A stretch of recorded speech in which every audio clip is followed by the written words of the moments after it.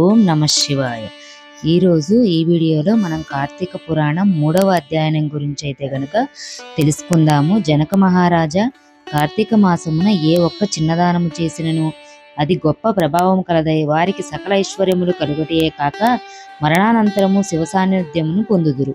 కానీ కొంతమంది అస్థిరములైన భోగభాగ్యములు విడవలేక కార్తీక స్నానములు చేయక అవినీతి పరులై భ్రష్టులై సంచరించి కడకు క్షుద్ర జన్మలు అనగా కోడి కుక్క పిల్లిగా జన్మించుదురు. ఆదమము కార్తీక మాస శుక్ల పౌర్ణమి రోజునైనను స్నాన జపాది చేయక అనేక చండాలాది జన్మలెత్తి కడకు బ్రహ్మరాక్షసిగా పుట్టుదురు. దీనిని గురించి నాకు తెలిసిన ఇతిహాసం ఒకటి వినిపించదను, సపరివారంగా శ్రద్ధగా ఆలకింపుము. బ్రహ్మ రాక్షసులకు ముక్తి కలుగుట.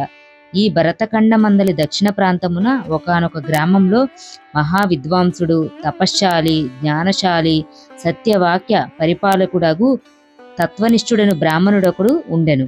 ఒకానొక బ్రాహ్మణుడు తీర్థయాత్రాసక్తుడై అఖండ గోదావరికి బయలుదేరెను.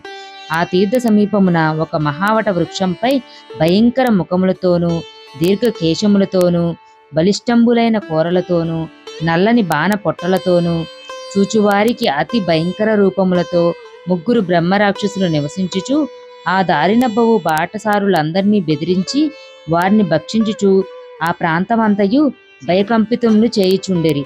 తీర్థయాత్రకై బయలుదేరి అఖండ గోదావరి పుణ్యక్షేత్రమున పితృదేవతలకు పిండ ప్రదానము చేయుటకు వచ్చుతున్న విప్రుడు ఆ వృక్షము చెంతకు చేరేసరికి యథాప్రకారముగా బ్రహ్మరాక్షసులు కిందకు దిగి అతనిని చంపబోవు సమయమున బ్రాహ్మణుడు ఆ భయంకర రూపములను చూచి గజగజ వణుకుచు ఏమియూ తోచక నారాయణ స్తోత్రము బిగ్గరముగా పఠించును.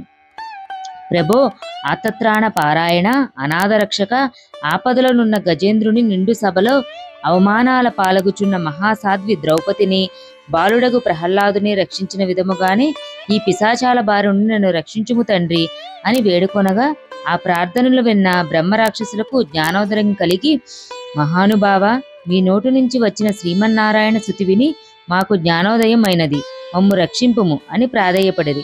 వారి మాటలకు విప్రుడు ధైర్యం తెచ్చుకొని, ఓయి, మీరెవరు? ఎందులకు మీకు ఈ రాక్షస రూపములు కలిగినవి? మీ వృత్తాంతము తెలుపుము అని పలుకగా వారు, విప్రపుంగవ, మీరు పూజ్యులు, ధర్మాత్ములు, వ్రతనిష్టాపరులు. మీ దర్శన భాగ్యం మాకు పూర్వజన్మ మందలి కొంత జ్ఞానము కలిగినది. ఇక నుండి మీకు మా వలయ ఏ ఆపద కలుగదు అని అభయమిచ్చి అందుకు బ్రహ్మరాక్షసుడు తన వృత్తాంతమును ఈ విధంగా చెప్పసాగాడు. నాది ద్రావిడ దేశం, బ్రాహ్మణుడను, నేను మహాపండితునని అనే గర్వంతో ఉండేవాడను. న్యాయ విచక్షణలు మాని పశువు వలె ప్రవర్తించుదని సారుల వద్ద, అమాయకపు గ్రామస్తుల వద్ద దౌర్జన్యంగా ధనం లాక్కునుచు దుర్వ్యసనాలతో భార్యాపుత్రాదులను సుఖపెట్టక చాలా హీనుగా ప్రవర్తించును. ఇట్లుండగా ఒకానొక పండితుడు కార్తీక మాస వ్రతమును యథావిధిగా నాచరించి భూత తృప్తి కొరకు బ్రాహ్మణ సమారాధన చేయు తలంపుతో పదార్థ సంపాదన నిమిత్తం దగ్గరున్న నగరమునకు బయలుదేరి తిరుగు ప్రయాణంలో మా ఇంటికి అతిథిగా వచ్చెను. వచ్చిన పండితుని నేను దూషించి కొట్టి అతని వద్దనున్న ధనము వస్తువును తీసుకొని ఇంటి నుండి గెంటి తిని. అందులనగా విప్రునకు కోపం వచ్చి, ఓరి నీచుడా, అన్యాక్రాంతముగా డబ్బు కూడబెట్టినది చాలక మంచి చెడులు తెలియక తోటి బ్రాహ్మణుని కూడా ఆలోచించక కొట్టి తిట్టి వస్తు సామాగ్రిని దోచుకుంటివి గాన నీవు రాక్షసుడివై నరభక్షకుడివై నిర్మానుష ప్రదేశంలో నుందుగాన అని శపించి నాకు ఆ రాక్షస రూపము కలిగినది. బ్రహ్మాస్త్రమునైనా తప్పించుకోవచ్చును కాని బ్రాహ్మణ శాపమును తప్పించుకోలేము కదా. కాన ఆ అపరాధము క్షమింపమని వారిని ప్రార్థించితిని. అందుకతడు దయతలిచి, ఓయి, గోదావరి క్షేత్రం అందుకు వటవృక్షము కలదు. నీవందు నివసించుచు ఏ బ్రాహ్మణుడు కార్తీక వ్రతం ఆచరించి పుణ్యఫలమును సంపాదించి ఉండునో ఆ బ్రాహ్మణుడి వలన పూర్వజన్మ పొందువుగాన అని వెడిలిపోయాను. ఆనాటి నుండి నేను ఈ రాక్షస రూపమున నరభక్షణము చేయుచుంటిని. కానా ఓ విప్రోత్తమ, నన్ను నా కుటుంబమును వారిని రక్షింపమని మొదటి రాక్షసుడు తన వృత్తాంతమును చెప్పాను. ఇక రెండవ రాక్షసుడు, ఓ ద్విజోత్తమ, నేను కూడా పూర్వజన్మలో బ్రాహ్మణుడనే. నేను నీచుల సహవాసము చేసి తల్లిదండ్రులను బాధించి వారికి తిండి పెట్టక మార్చి అన్నమో రామచంద్రాయను నటుల చేసి వారి ఎదుటనే నా భార్యాబిడ్డలతో పంచపక్ష పరమాన్నంతో భుజించేవాడను. నేను ఎట్టి దానధర్మలు చేసి ఎరుగను. నా బంధువులను కూడా హింసించి వారి ధనము అపహరించి రాక్షసుని వలె ప్రవర్తించి తిని. కాన నాకు ఈ రాక్షసత్వం కలిగెను. నన్ను ఈ పాప పంకెలముల నుండి ఉద్ధరింపుము అని బ్రాహ్మణుని పాదములపై పడి పరిపరి విధములుగా వేడుకొనెను. మూడవ రాక్షసుడు తన వృత్తాంతమును ఇటులా తెలియజేసెను. మహాశయ, నేనొక సంపన్న కుటుంబంలో పుట్టిన బ్రాహ్మణుడను.